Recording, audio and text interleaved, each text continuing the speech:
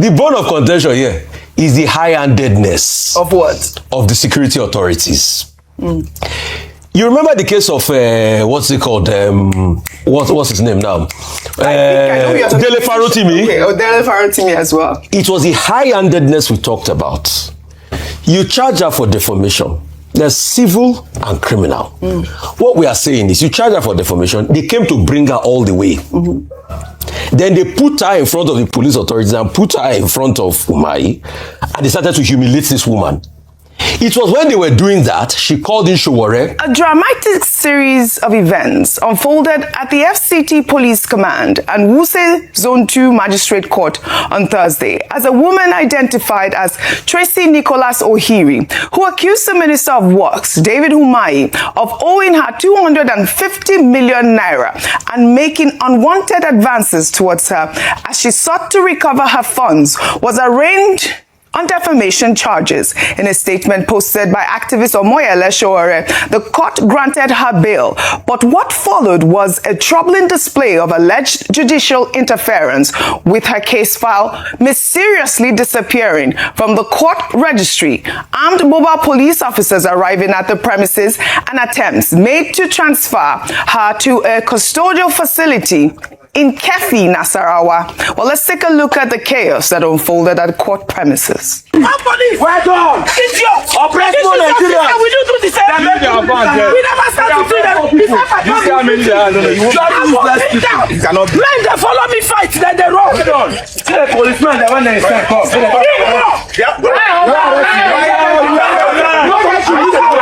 You want to my camera? If you want to shoot me, I will tell you. Shoot me, I will talk. She has the right. She has the right. What do you mean? She has the right. This is the worst you can do. She has the right. This is the worst. I don't offer myself to bring up back. What's the essence of bail? It's going to be produced back in court. Yes, now.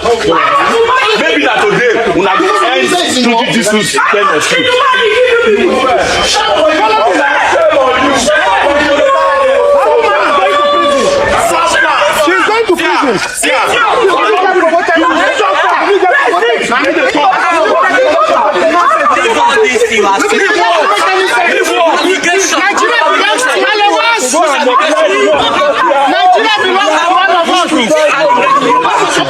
Well, this is quite chaotic. Well, Showore stated that he took the intervention of Acting Inspector General of Police, Tunji Disu, and sustained resistance from members of the Take It Back movement to prevent her immediate transfer.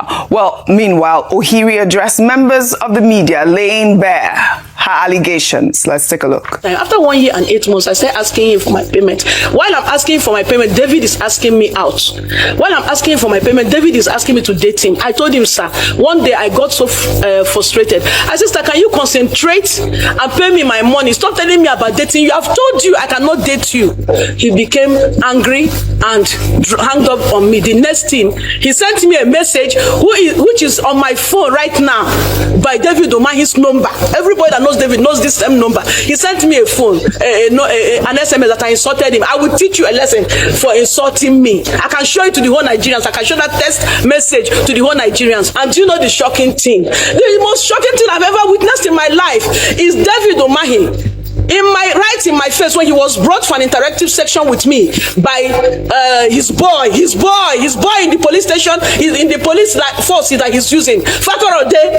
David looked me in the eyes and said he has never met me. He said it yesterday. I have never met this woman before. I'm only meeting her for the first time. I almost died.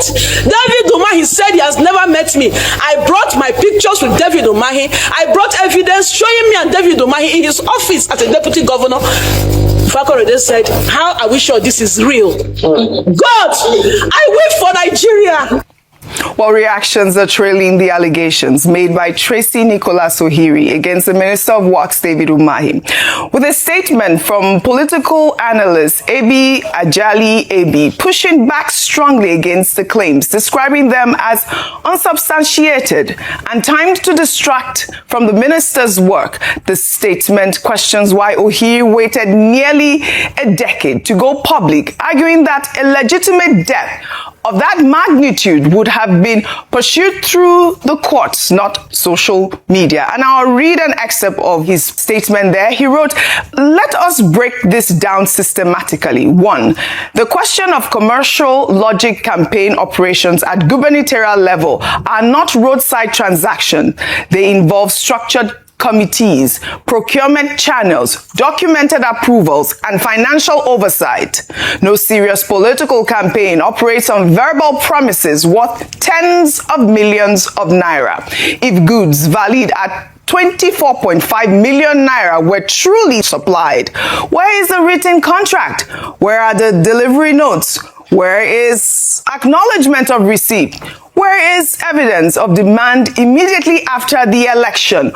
Why wait nearly a decade before going public?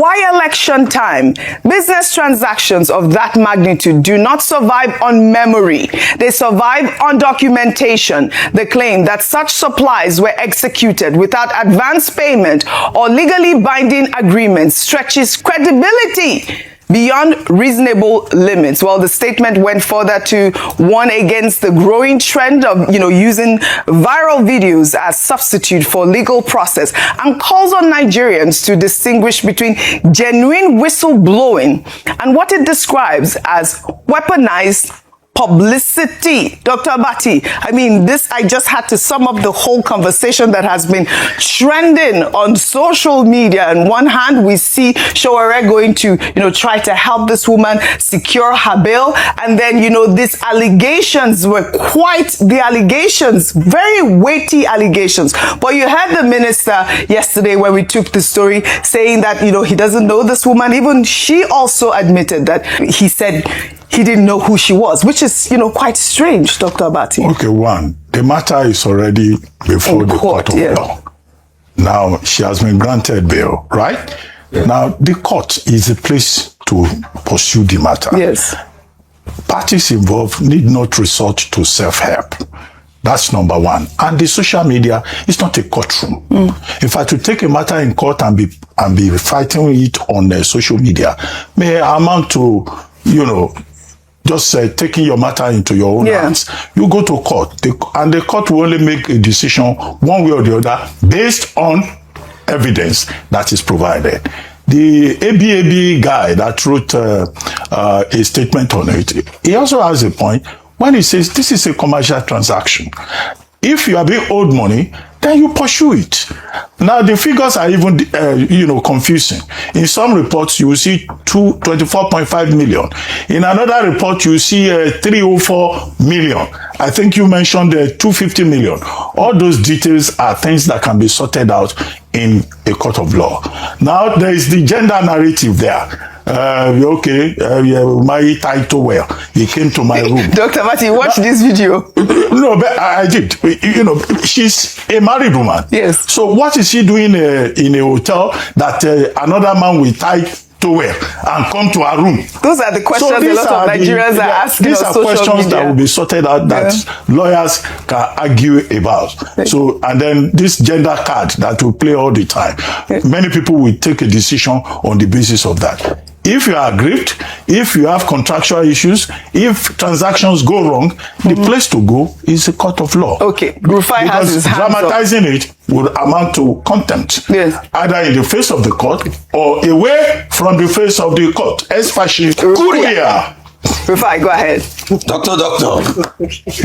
Few minutes, Dr. Rufai. No, this is straightforward. It's not a straightforward something. We'll break it down for you, doctor. You see, it's not. What are you breaking down? You cannot decide a matter that is already in court. Let us on talk. television. Doctor Umahi, you will know. Let's break it down. The bone of contention here is the high-handedness of what? Of the security authorities. You remember the case of what's it called? What's his name now? Dele Farotimi. Okay, Dele Farotimi as well. It was the high-handedness we talked about. You charge her for defamation. There's civil and criminal.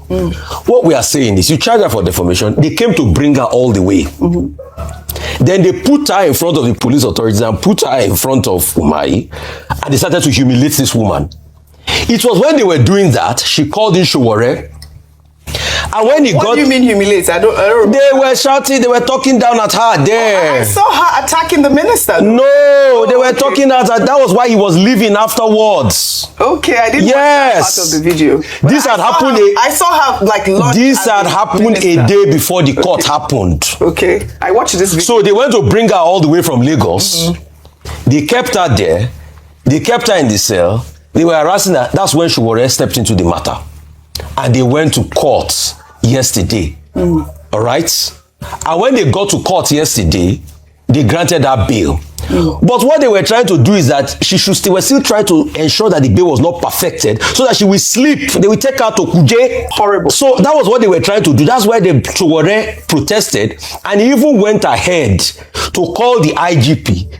And he said, I will stand for this woman. Leave her for me. I will bring her to court. You can find me anywhere. The substantive matter here is the high-handed. We're not saying they should not settle matter in court. All right. Is the high-handedness. If you and I, do you know how many days they defame of? If you and I, that we don't have powers in this country, can we just instruct the police to go and pick somebody in Lagos over a case of defamation? Is the high-handedness we're talking about here? But the other matters can be settled in court. Is the high-handedness. But the police should as subject matter as well. This yes, is the high-handedness. In fact, that was why they went to Oji. That was why they went to hide the file. Because after they granted her bill, they wanted to ensure to psychologically demoralize him more and even more that they didn't perfect the bail. That's why at a point Showore was saying they went to hide the file. That was why he fought and he stood still that you've granted this woman bail, let this woman at least go. They said no. They had even brought in police reinforcement to be able to take the woman to Kuje. Let's allow. I think it's normal process. It's normal procedure that you have to perfect the bail. It's normal procedure. Everybody, what we're looking at, and from the video that yes, what from the video you showed, from the video you showed, OG, what we're asking for is professionalism and fair treatment across board, irrespective of who you are, and that nobody should use their office to intimidate any Nigerian. And unfortunately, we've seen this happen a number of times. There are too many examples to mention. Some of which we have talked about on this show. We looked at the Erisco treatment, looked at the Delifa Rotimi case and all that. Yes, the woman would have a day in court, but what we're saying is that in the process of that, let there be fair treatment and no intimidation. And on the fact of the gender card, I have to speak because I'm a woman. It's not every time that the gender card is played. And to be fair, both of them are married. So if she's married and he's married and they were in a hotel room, both of them have questions to answer. It's not because, a married woman, both of them were married. And in this instance, and I don't want to go into the substance because, of course, like you mentioned, it's in court. But in this instance, she's saying that his denial of ever meeting her is what she's questioning and saying she has evidence. Maybe she should post the pictures up and let's see just how cozy, just how cozy. Just how cozy they were. Because who did she show? I would like to see these documents. I don't have them. They should show the text message of their interto exchanges. The message she claimed that was right, but I can't verify that. But that is in court anyway. Yeah, that will be decided in court. That doesn't concern me. It's the high-handedness that concerns me. Yes, that's what we're talking about. But at the end of the day, can you really say it is the Umahi that asked the police to transfer her to Nasarawa? We don't have the details. Why are we pointing fingers at David Umahi? It is based on Umahi's petition that they went to go and bring the woman. No, but that was bring her to the court, but not to the it is based on Umahi's petition. They went to go and bring the woman first and lock her before they took her to court. That's what we are saying. About the professionalism of the police. And I'm glad that Mr. Showore talked about Mr. Disu and how he must address this. This is part of the professionalism. Yes, we're speaking about if not for Showore, and Disu, they will just suffer this woman for nothing. If not for Showore, I'm not saying she's right or wrong, but I say let's do things right. The Lord's work is doing right by the citizens, like he promised, like the boss that he is. I mean, this is an unfolding story, and we will continue to follow up on.